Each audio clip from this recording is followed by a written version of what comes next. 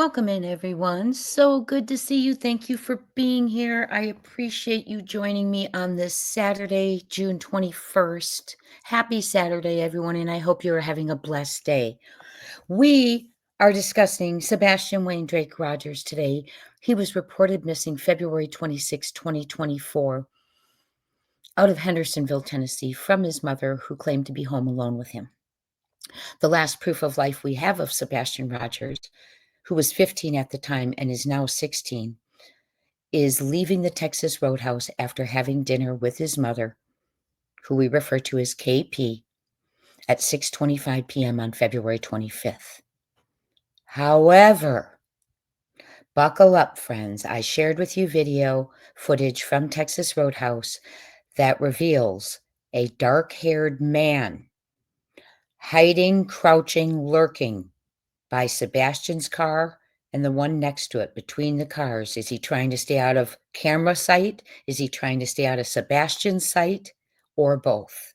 But it is very concerning. He is between the cars with green hoodie. Now, I realize that law enforcement came out within hours and said they had identified and located green hoodie and cleared green hoodie. And we're going to get to that on another video. But stick with me.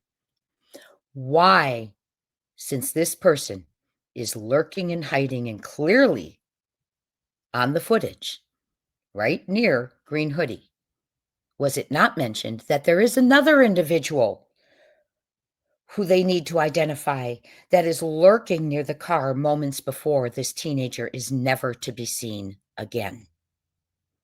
No cry to help the public, no cry out to the public, no information to the public that there are creepers hanging around a teenager's car right before he goes missing. Nothing. But you know what? When we look at this footage, you know why? Because you can see who it is. We can barely see. We see a nose, we see face, we see a widow's peak where the receding hairline is and a little curl that dips down.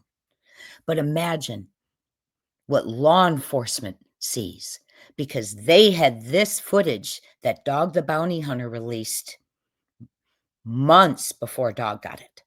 But if you recall, Dog the Bounty Hunter and At Night did not join this case till months down the road. They got in, they got this footage. This footage was already had by Sumner County. I did not hear a plea to the public to identify this man.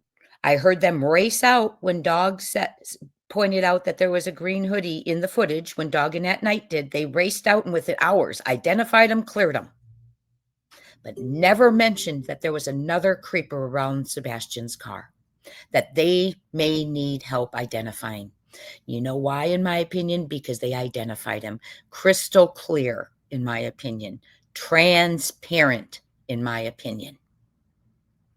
They have technology, and if we can see what we can see, they can see that face. They know who the creeper was crawling around, hiding at the Texas Roadhouse moments before an Amber Alert child went missing.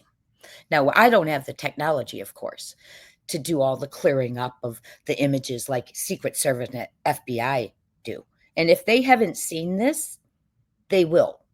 This is already being submitted to them, because we would never want to look away from someone crawling around the car before a child goes missing.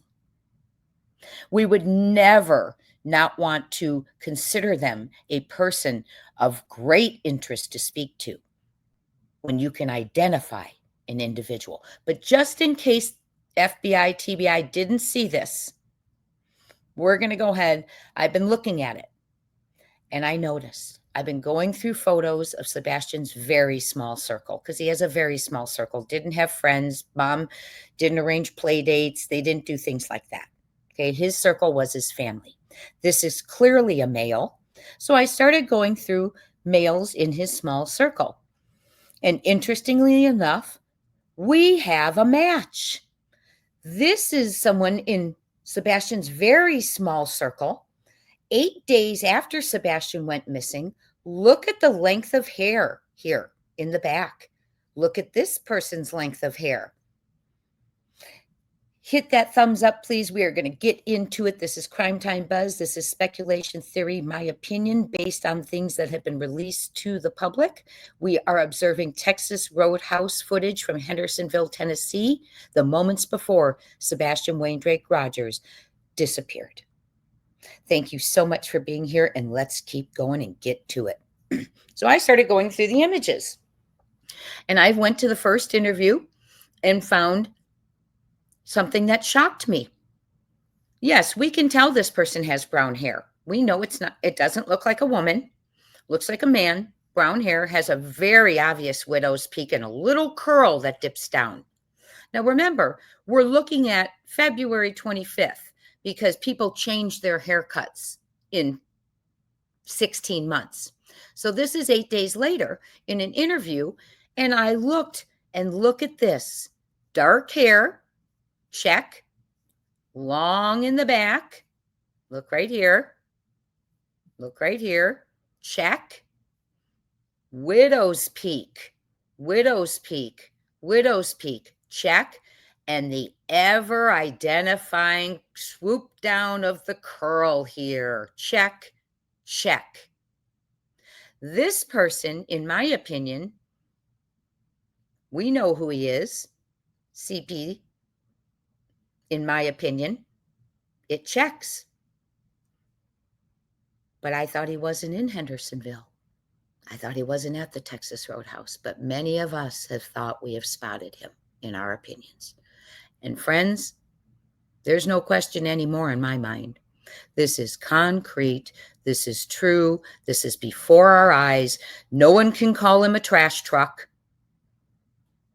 No one can call him a trash truck. This is real.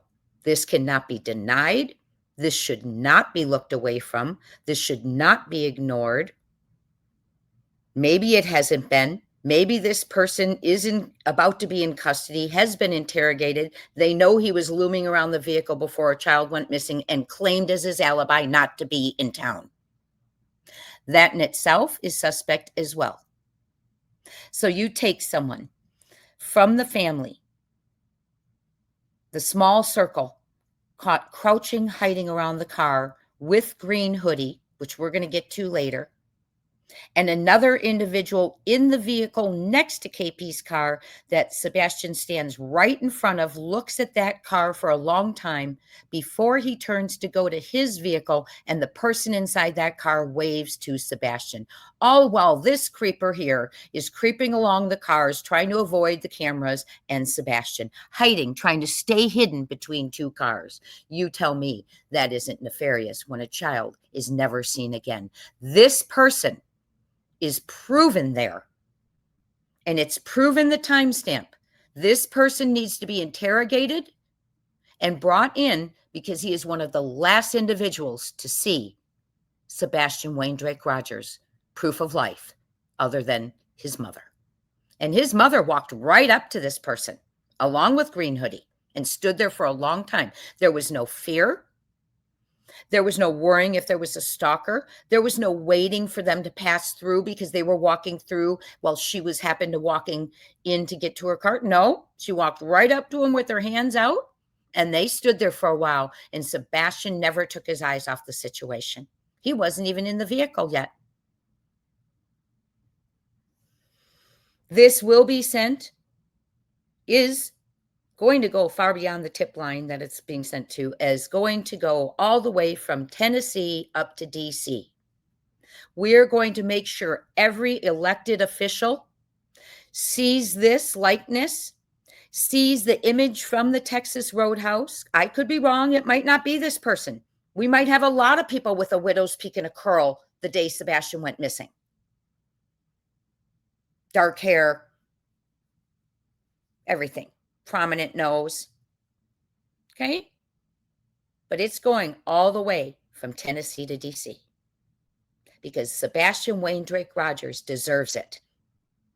And if people clearly are caught on surveillance and not being held accountable, we know our letters, our tips will reach one elected official who cares about Sebastian's life and will step in and get to it. This is proof. Lurking around his vehicle. It was a nefarious plot. It was a plan. It was premeditated. And possibly one individual has lied about their alibi, claiming not to be in town. I take this seriously, and I will tell you what, I will not stop. I will not stop. Months later, as I'm going through photos, the individual that I believe matches, we have a match of the creeper hiding around the car. They have a new hairstyle, a mullet. You can't deny the widow's peak. You can't get rid of it. Because looky here, even with your brand new little hairstyle, here's the widow's peak, and there it is again. And by the way, friends, remember I mentioned yesterday the nose, the nose. And a nice prominent big nose right there. But the widow peak remains in the mullet. This is all going to DC. This is all going to all over Tennessee, and every person who reads it is going to know via accountability how many other people know they're reading it, because they're all going to be carboned together. Here it is, captured on the footage from Texas Roadhouse, lurking by the car moments before a teenager. But the public has never been told, help us identify this person. Help us. Why? Because in my opinion, they know who it is. Look at this. Look at this. Look at it enlarged. I'm so enraged. We are 16 months, I believe, 16 months down the road.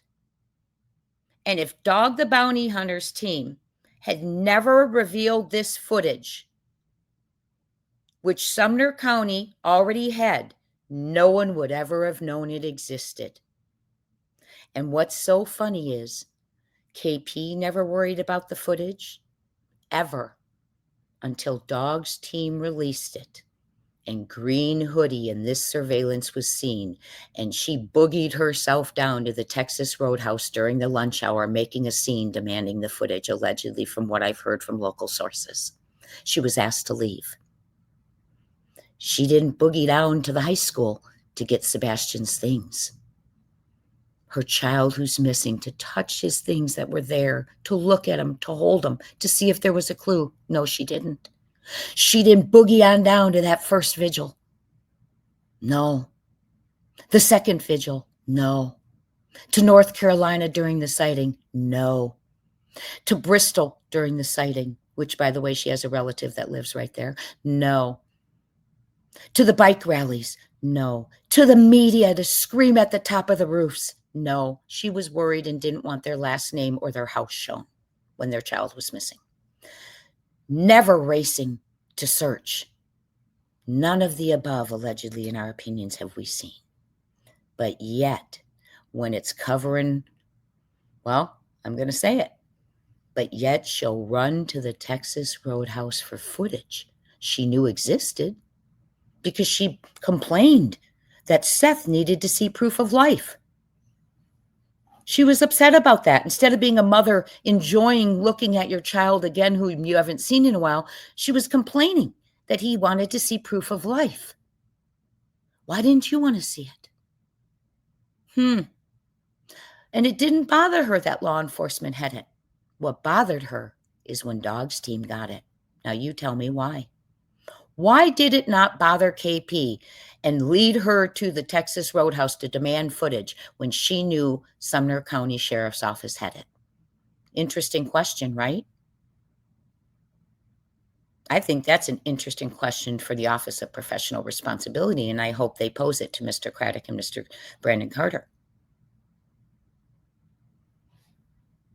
But yet, when she knew someone else other than Sumner County had that footage, it was very important to her to see it and to know what was on it. She didn't care when Sumner County had it.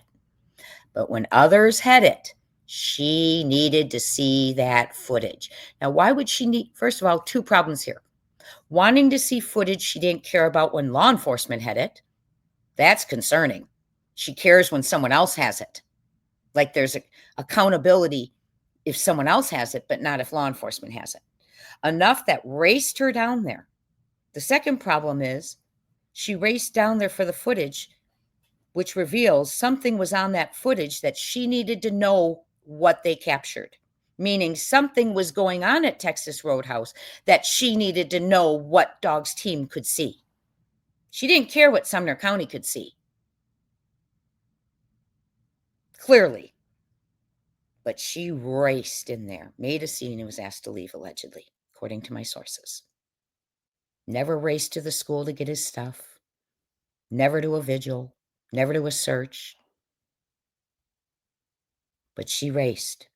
And she also raced around that same time, started knocking on neighbors' doors, scaring neighbors, demanding footage. Allegedly, according to neighbors, one family went to a hotel. The other hired a security guard. So she knew what was on this, in my alleged opinion. And she knew who was there, lurking by that car. She walked right up to him. She knows who Green Hoodie is. She knows who was in that car next to her that Sebastian stood right in front of because he knew.